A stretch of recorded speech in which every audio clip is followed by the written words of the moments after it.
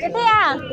Cái tí của cái tí bé một bút tuổi à?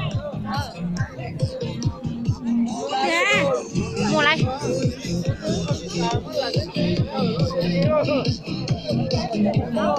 Trông cao tí tí. Mua tọt đó.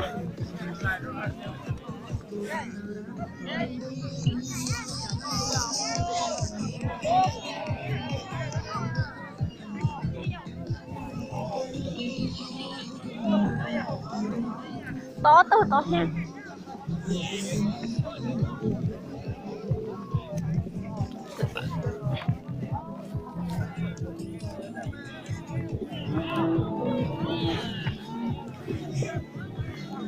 Bố sẽ xem bông à con nhớ.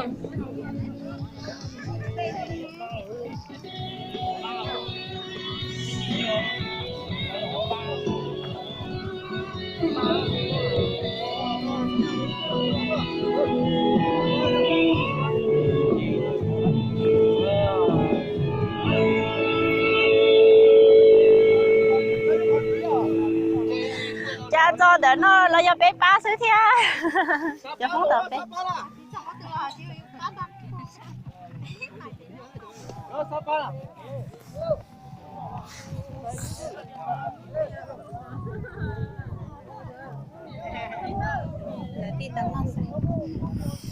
Ê lợn cậu thừa không?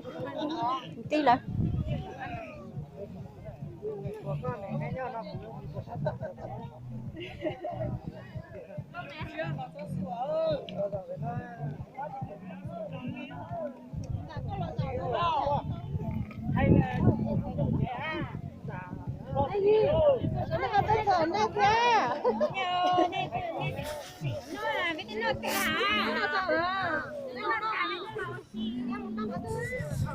Chắc của tôi hay rồi linh buồn buồn trắng đi.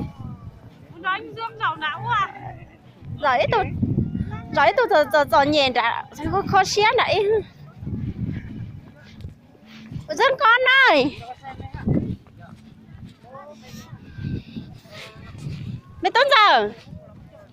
Giờ có những tụi tôi mà buồn. Chẳng tụi tôi mà buồn à. Có tôi rau nó anh lành có chuyện trai là anh bé một chế ta đó.